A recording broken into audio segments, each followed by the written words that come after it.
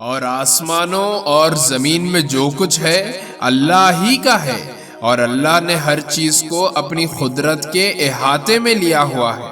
اور اے پیغمبر، لوگ تم سے عورتوں کے بارے میں شریعت کا حکم پوچھتے ہیں، کہہ دو کہ اللہ تم کو ان کے بارے میں حکم بتاتا ہے، اور اس کتاب یعنی قرآن کی جو آیتیں جو تم کو پڑھ کر سنائی جاتی ہے، وہ بھی ان یتیم عورتوں کے بارے میں شرعی حکم بتاتی ہے جن کو تم ان کا مقرر شدہ حق نہیں دیتے اور ان سے نکاح کرنا بھی چاہتے ہو۔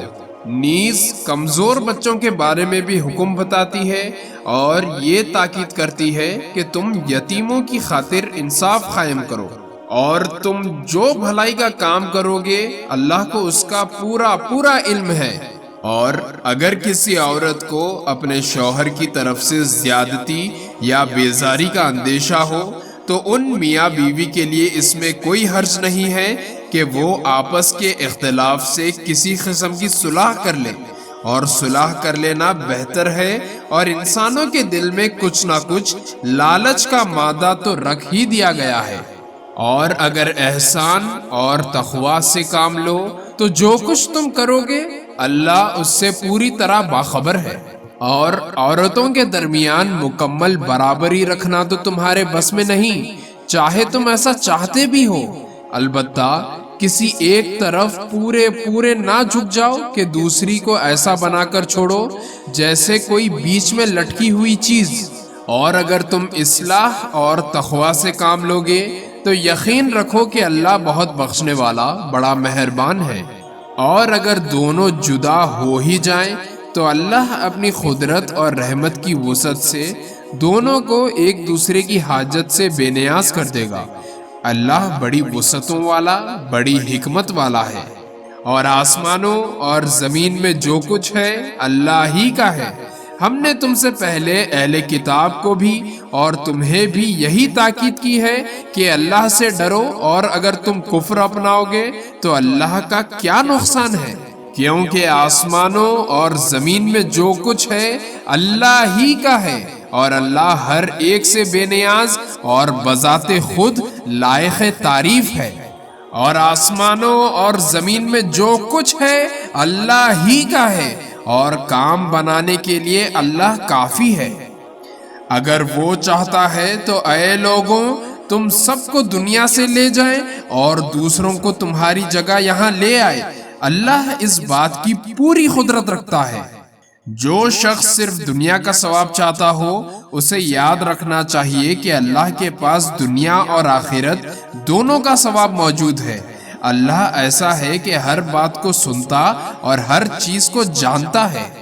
اے ایمان والو، انصاف قائم کرنے والے بنو، اللہ کی خاطر گواہی دینے والے، چاہے وہ گواہی تمہارے اپنے خلاف پڑتی ہو یا والدین اور قریبی رشتہ داروں کے خلاف۔ وہ شخص جس کے خلاف گواہی دینے کا حکم دیا جا رہا ہے، چاہے امیر ہو یا غریب، اللہ دونوں قسم کے لوگوں کا تم سے زیادہ خیر خواہ ہے۔ لہٰذا ایسی نفسانی خواہش کے پیچھے نہ چلنا جو تمہیں انصاف کرنے سے روکتی ہو۔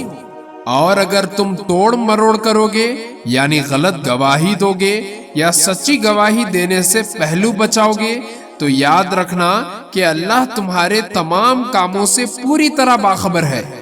اے ایمان والو، اللہ پر ایمان رکھو اور اس کے رسول پر اور اس کتاب پر جو اللہ نے اپنے رسول پر اتاری ہے، اور ہر اس کتاب پر جو اس نے پہلے اتاری تھی۔ اور جو شخص اللہ کا، اس کے فرشتوں کا، اس کی کتابوں کا، اس کے رسولوں کا اور یوم آخرت کا انکار کرے وہ بھٹک کر گمراہی میں بہت دور جا پڑا ہے۔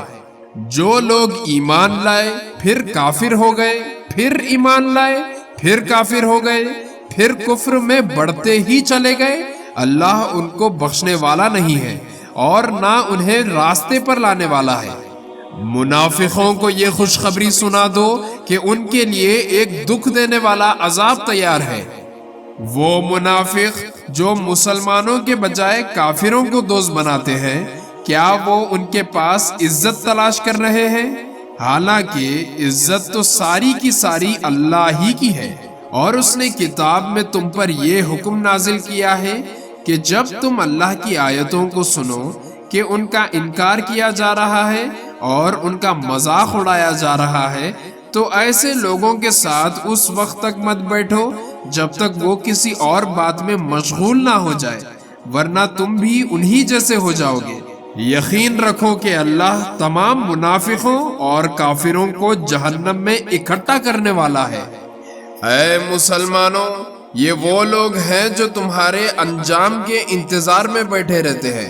چنانچہ اگر تمہیں اللہ کی طرف سے فتح ملے تو تم سے کہتے ہیں کہ کیا ہم تمہارے ساتھ نہ تھے، اور اگر کافروں کو فتح نصیب ہو تو ان سے کہتے ہیں کہ کیا ہم نے تم پر قابو نہیں پا لیا تھا، اور کیا اس کے باوجود ہم نے تمہیں مسلمانوں سے نہیں بچایا۔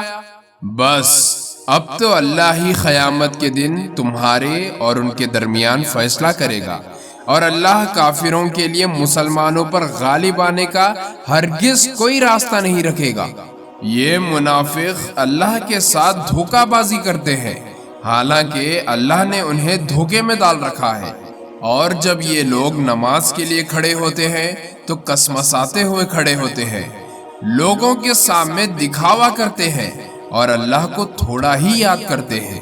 یہ کفر اور ایمان کے درمیان ہچکولے کھا رہے ہیں، نہ پورے طور پر مسلمانوں کی طرف ہے نہ ان کافروں کی طرف، اور جسے اللہ گمراہی میں ڈال دے تمہیں اس کے لیے ہدایت پر آنے کا کوئی راستہ ہرگز نہیں ملے گا۔ اے ایمان والوں، مسلمانوں کو چھوڑ کر کافروں کو دوست مت بناؤ۔ کیا تم یہ چاہتے ہو کہ اللہ کے پاس اپنے خلاف یعنی اپنے مستحق عذاب ہونے کی ایک کھلی وجہ پیدا کر دو؟ یقین جانو کہ منافق جہنم کے سب سے نچلے حصے میں ہوں گے، اور ان کے لیے تم کوئی مددگار نہیں پاؤ گے۔ البتہ جو لوگ توبہ کر لیں گے، اپنی اصلاح کر لیں گے، اللہ کا سہارا مضبوطی سے تھام لیں گے اور اپنے دین کو خالص اللہ کے لیے بنا لیں گے، تو ایسے لوگ مومنوں کے ساتھ شامل ہو جائیں گے، اور اللہ مومنوں کو ضرور اجر عظیم عطا کرے گا۔ اگر تم شکر گزار بنو اور صحیح معنی میں ایمان لے آؤ تو اللہ تمہیں عذاب دے کر آخر کیا کرے گا؟ اللہ بڑا قدردان ہے اور سب کے حالات کا پوری طرح علم رکھتا ہے۔ اللہ اس بات کو پسند نہیں کرتا کہ کسی کی برائی اعلانیہ زبان پر لائی جائے، الا یہ کہ کسی پر ظلم ہوا ہو، اور اللہ سب کچھ سنتا، ہر بات جانتا ہے۔ اگر تم کوئی نیک کام اعلانیہ کرو یا خفیہ طور پر کرو یا کسی برائی کو معاف کر دو تو بہتر ہے، کیونکہ اللہ بہت معاف کرنے والا ہے، اگرچہ سزا دینے پر پوری قدرت رکھتا ہے۔ جو لوگ اللہ اور اس کے رسولوں کا انکار کرتے ہیں اور اللہ اور اس کے رسولوں کے درمیان فرق کرنا چاہتے ہیں اور کہتے ہیں کہ کچھ رسولوں پر تو ہم ایمان لاتے ہیں اور کچھ کا انکار کرتے ہیں، اور اس طرح وہ چاہتے ہیں کہ کفر اور ایمان کے درمیان ایک بیچ کا راستہ نکال لیں،